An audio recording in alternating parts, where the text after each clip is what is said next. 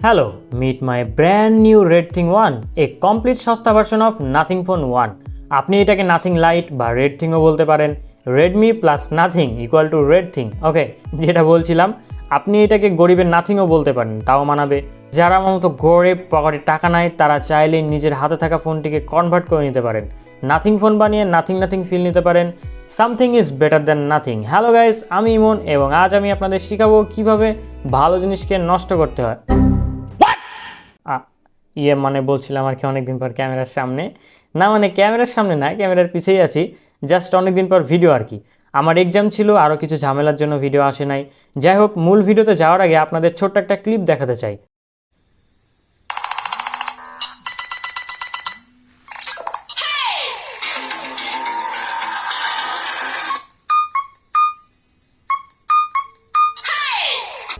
কি ভালো লাগলো না?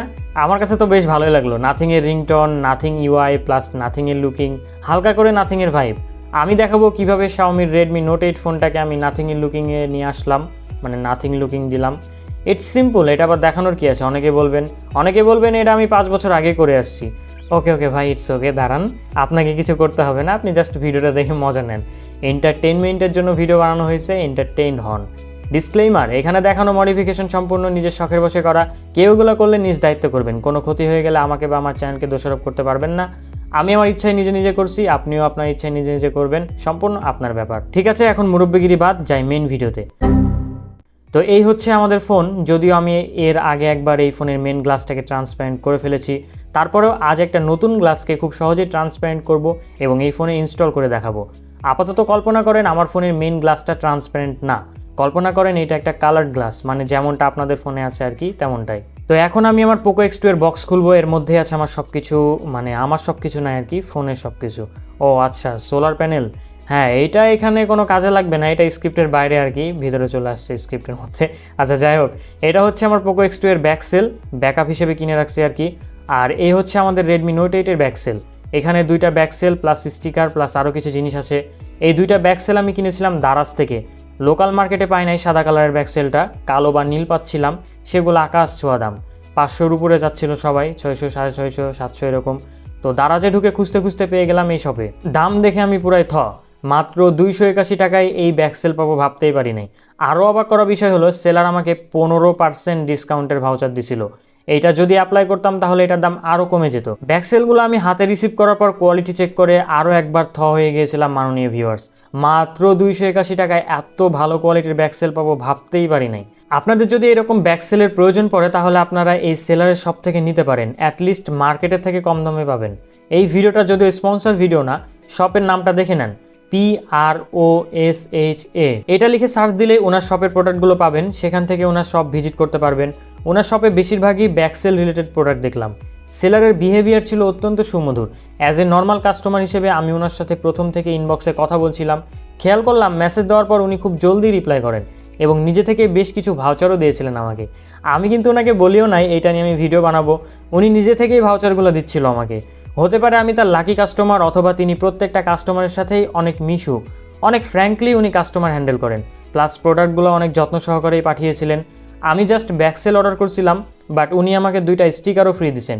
রিভিউগুলো চেক করে দেখলাম ওনার মোটামুটি সবগুলো প্রোডাক্টেই পজিটিভ রিভিউ। ওভারঅল আমার কাছে তার সার্ভিস অনেক ভালো লেগেছে। এরপরে আমি বেশ কিছু কনভার্টার ও স্ক্রিন প্রোটেক্টরও নিয়েছিলাম ওনার থেকে, সার্ভিস অনেক ভালো পেয়েছি।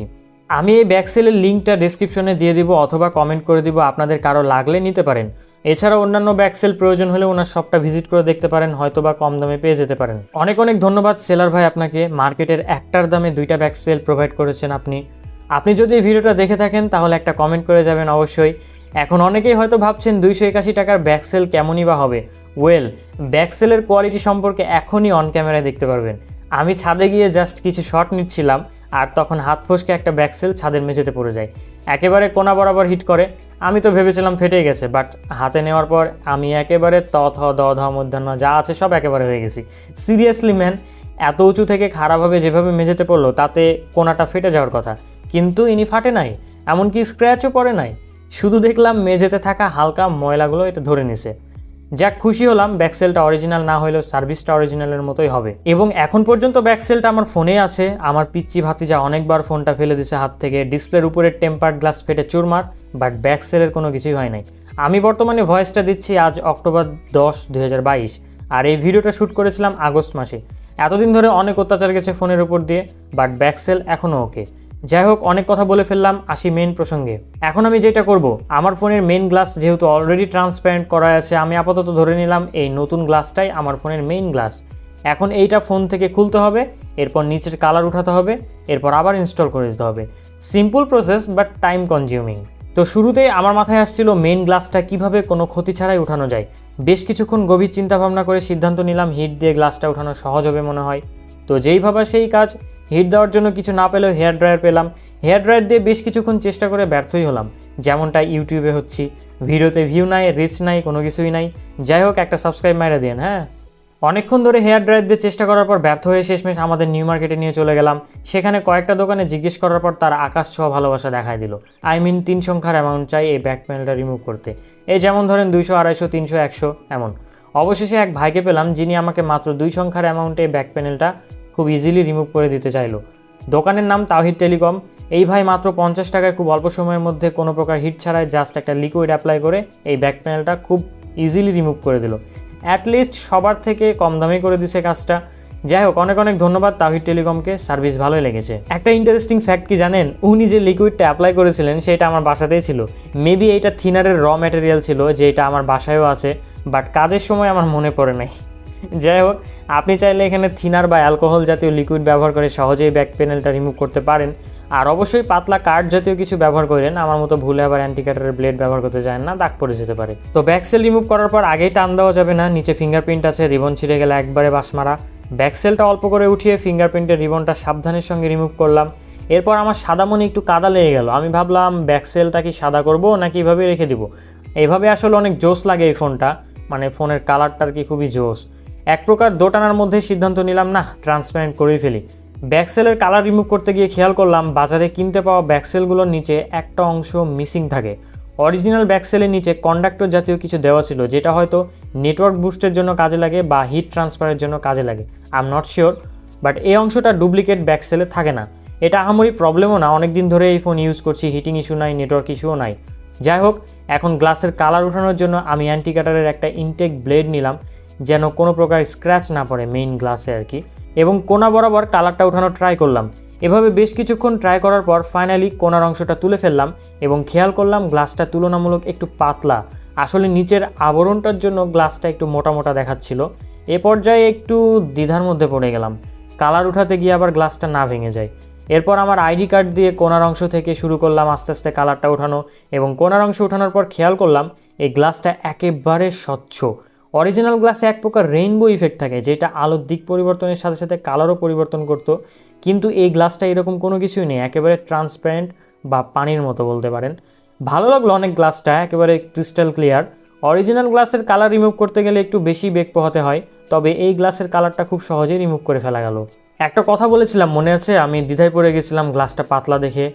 আসলে আমি যখন নিচের অংশটা রিমুভ করি তখন বেশ কয়েকবার গ্লাসটা বাঁকা হয়ে গেছিলো, ভেবেছিলাম ভেঙে যাবে, বাট কিছুই হয় নাই।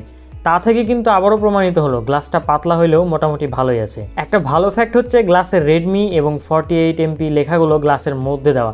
আমি ভাবছিলাম এগুলো নিচের আবরণে দেওয়া থাকবে হয়তোবা। এবার দেখেন গ্লাসটা কতটা ট্রান্সপারেন্ট এবং স্বচ্ছ, কতটা ক্রিস্টাল ক্লিয়ার।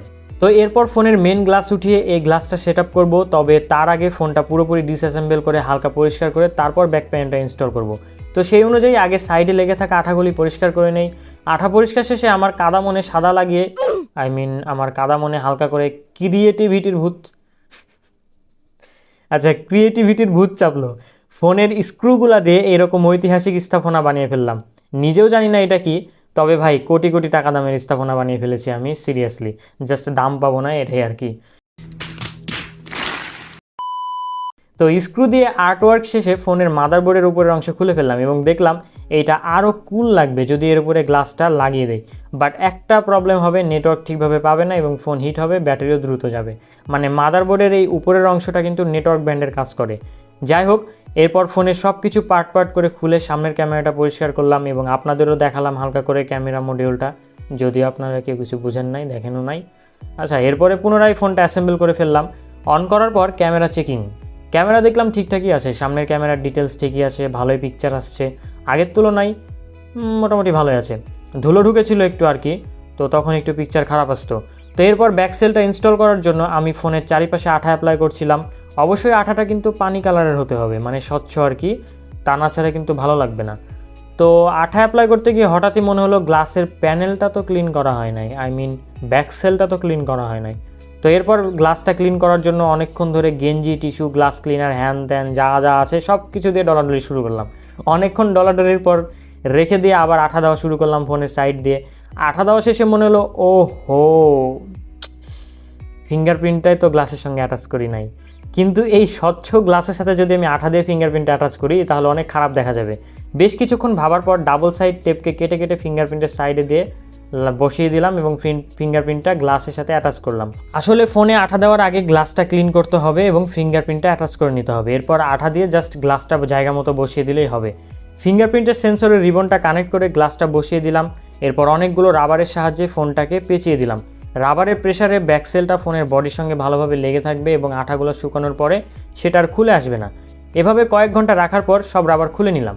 আউটলুক তো নাথিং ফিল আসছে, বাট ভিতর থেকেও তো নাথিং ফিল করা লাগবে, তাই না?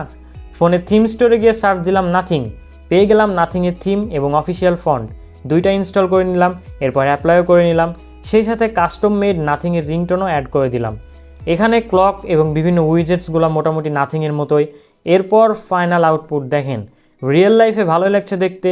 এজ এরিয়াগুলো দেখেন একেবারে পারফেক্ট, ভালোভাবে অ্যাসেম্বল হয়েছে। তাহলে কি দাঁড়ালো? Redmi plus nothing equal to red thing সমান সমান প্রমাণিত বা প্রমাণিত। ভিডিওটা বেশ লম্বা হয়ে গেছে, শেষ পর্যন্ত যারা আসছেন তাদের অসংখ্য ধন্যবাদ। ভালো থাকেন, সুস্থ থাকেন, দেখা হচ্ছে পরবর্তী কোনো টপিকে। আর অবশ্যই জানিয়ে যাবেন এই ভিডিওটা কেমন লাগলো আপনাদের। আমি জানি এই ধরনের ভিডিও আপনারা অনেকেই পছন্দ করেন, তারপরেও জানিয়ে দেবেন একটু কমেন্ট করে। হ্যাঁ, ঠিক আছে, টাটা।